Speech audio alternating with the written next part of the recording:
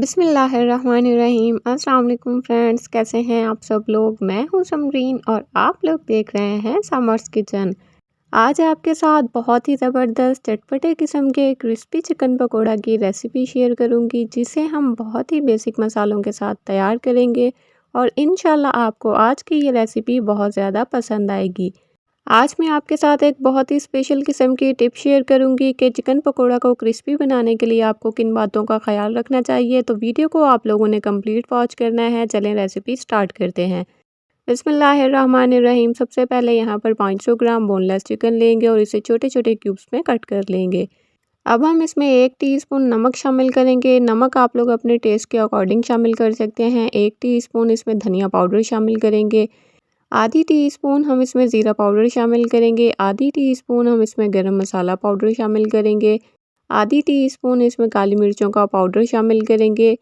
आधी टीस्पून इसमें लाल मिर्चों का पाउडर भी शामिल करेंगे। अब इसमें 1 टीस्पून कश्मीरी लाल मिर्चों का शामिल करेंगे और 1 टीस्पून इसमें कुटी हुई लाल मिर्चें भी शामिल करेंगे। अब हम इसमें 1/4 टीस्पून बेकिंग सोडा शामिल करेंगे। 1 टेबल स्पून इसमें फ्रेश कुटा हुआ लहसुन का पेस्ट शामिल कर देंगे। 2 टेबल स्पून इसमें फ्रेश लेमन का जूस भी डाल देंगे और 1 टेबल स्पून इसमें ऑयल शामिल करेंगे। ऑयल आप लोग कोई भी इस्तेमाल कर सकते हैं, चाहें तो कुकिंग ऑयल भी इस्तेमाल कर सकते हैं। अब इन तमाम मसालों को चिकन के साथ अच्छी तरह से मिक्स कर लेंगे और चिकन को आधे घंटे के लिए मैरिनेट होने के लिए छोड़ देंगे। आधे घंटे के बाद आपने इसमें बारीक चॉप की हुई आधा कप प्याज शामिल करनी है। 2 टेबल स्पून इसमें कॉर्नस्टार्च शामिल करेंगे। 3 से 4 टेबल स्पून हम इसमें बेसन के शामिल करेंगे और 2 टेबल स्पून इसमें बारीक चॉप किया हुआ हरा धनिया भी शामिल कर देंगे। अच्छी तरह से अब इन तमाम चीज़ों को चिकन के साथ मिक्स कर लेंगे। यहाँ पर मैं आपके साथ एक अपनी स्पेशल टिप शेयर करती जाऊँ कि अगर आप लोगों ने चिकन पकोड़ा को बहुत ही क्रिस्पी बनाना है तो आप लोगों ने चिकन की मैरिनेशन करते वक्त इसमें पानी का इस्तेमाल बिल्कुल नहीं करना। आप लोग देख सकते हैं इसकी कोटिंग बिल्कुल परफेक्ट है। आप लोगों ने भी बिल्कुल इसी तरह से चिकन की कोटिंग करनी है। अब हम ऑयल को प्री हीट करेंगे मीडियम फ्लेम पर और एक एक करके इसमें चिकन के पीस शामिल करते जाएंगे। पैन को आप लोगों ने ओवर क्राउड बिल्कुल नहीं करना। अगर पैन को आप लोग ओवर क्राउड करेंगे, चिकन के पीसेस इसमें ज़्यादा डाल देंगे तो आपस में वो चिपक जाएंगे।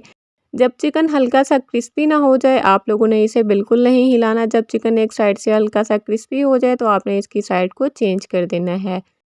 चिकन को आप लोगों ने मीडियम फ्लेम पर फ्राई करना है। आपने इसे लो फ्लेम पर फ्राई नहीं करना, अदरवाइज़ आप लोगों के चिकन पकौड़ा बहुत ज़्यादा ऑयली बनकर तैयार होंगे। आप लोगों की मर्ज़ी का जब इन पर कलर आ जाए तो आप लोगों ने इनको निकाल लेना है। इन्हें निकालने के लिए आपने टिश्यू पेपर या पेपर टॉवल का इस्तेमाल बिल्कुल नहीं करना।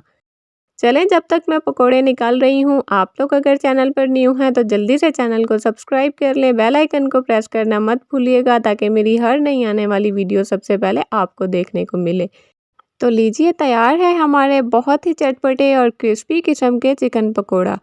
अगर आप लोग चाहते हैं कि आप लोगों के भी पकोड़े मेरी तरह क्रिस्पी बनकर तैयार हों तो आप लोगों ने मेरी वीडियो को स्टेप बाय स्टेप फॉलो करना है और मेरी बताई हुई तमाम टिप्स को आप लोगों ने फॉलो करना है।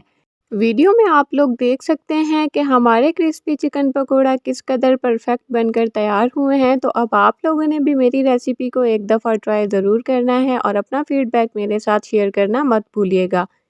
मुझे पूरी उम्मीद है कि आप लोग जब ये रेसिपी ट्राई करेंगे तो इंशाल्लाह आपके घर में ये रेसिपी बच्चे बड़े बूढ़ों को सबको बहुत ज़्यादा पसंद आएगी। अगर आप लोग मेहमानों को इम्प्रेस करना चाहते हैं इफ्तार की दावतों में तो आप लोगों ने इस रेसिपी को ट्राई ज़रूर करना है।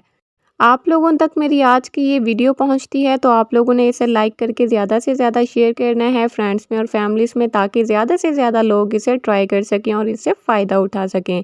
तो चलें फिर मिलते हैं एक नई वीडियो के साथ। तब तक के लिए अपना बहुत सारा ख्याल रखिएगा, दुआओं में मुझे याद रखिएगा। अल्लाह हाफिज़।